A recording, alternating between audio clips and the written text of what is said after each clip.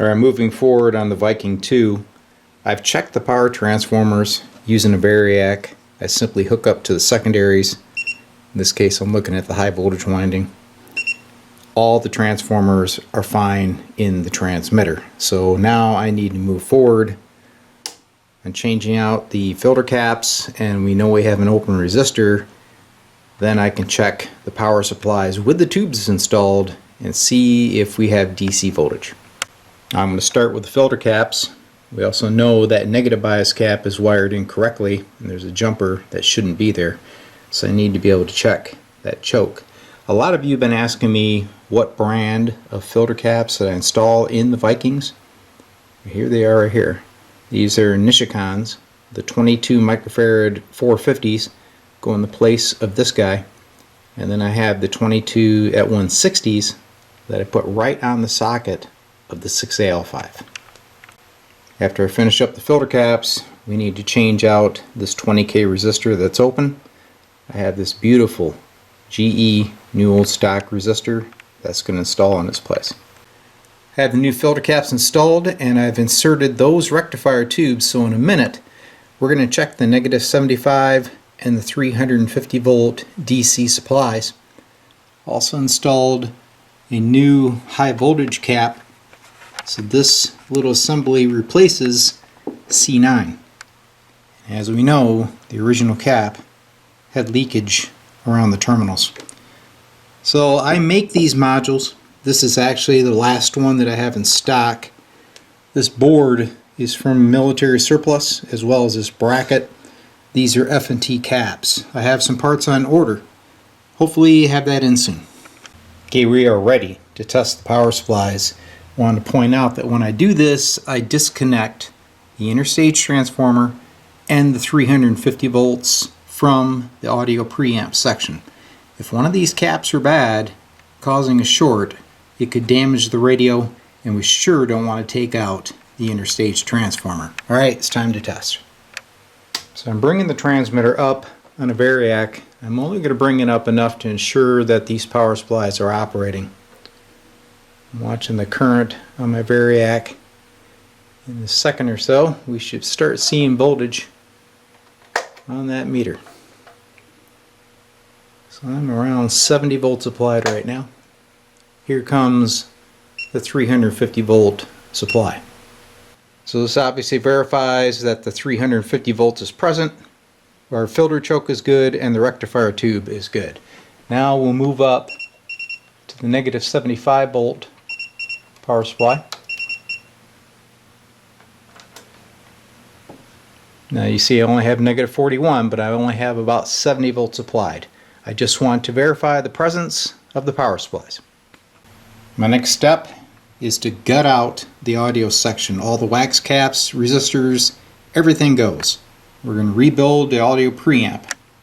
Okay, the audio section's cleaned out. All the old caps and resistors have been pulled.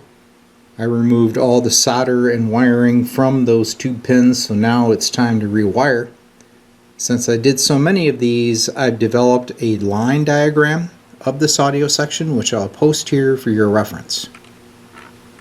Alright, now we're going to test just the audio preamp section that I rebuilt. I have the Viking powered up, but there are no high voltage rectifiers installed. We just have the 350 volt DC power active. I'm looking at the grid to one of the 807s, and I've got a microphone hooked up. So you can see on the scope that I have audio going to the grid of that 807 tube. Let's check the other tube. So we'll move our probe to the 100 ohm resistor. Test 1, 2, 3, 1, 2, 3. So the audio preamp section is working, and then I'm going to install the remainder of the tubes and we'll see if we can get this transmitter to put out a signal. Alright, I have decided to go ahead and see if the Viking II will transmit. There's my grid drive. There's my plate. Modulation current. And she is talking. I'm monitoring on a Kenwood R2000. There it is. 1, 2, 3, 4. LO12. So the modulation sounds good, but I'm not getting a lot of deflection on modulation current. So I believe that maybe we have some weak tubes. So we got a little more investigation to do on the modulation section.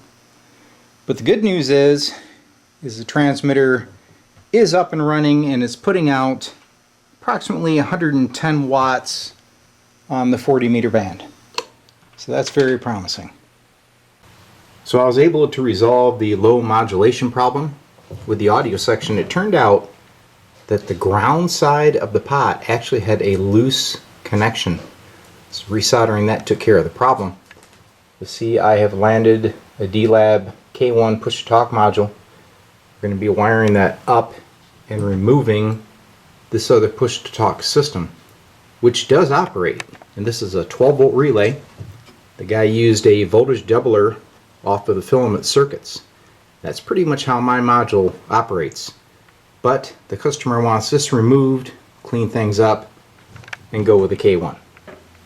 Alright, here is a retest of the Viking II. I'm going to check the modulation on an R2000. This is my plate current. We're right around 230 mils. Modulation resting a little over 50 mils. I'm bringing up the R2000 right now. I'm testing on the 40 meter band. There's plenty of modulation. Hello 1 2, hello 1 2 3 4, and she is crystal clear. Looks like my grid's a little bit low. Let me peek that. Alright, bringing our grid up. There we go. A little bit of feedback there, sorry about that, but you can hear the Viking II is working great. She's nice and quiet. No funny sounds, no smoke. She's good.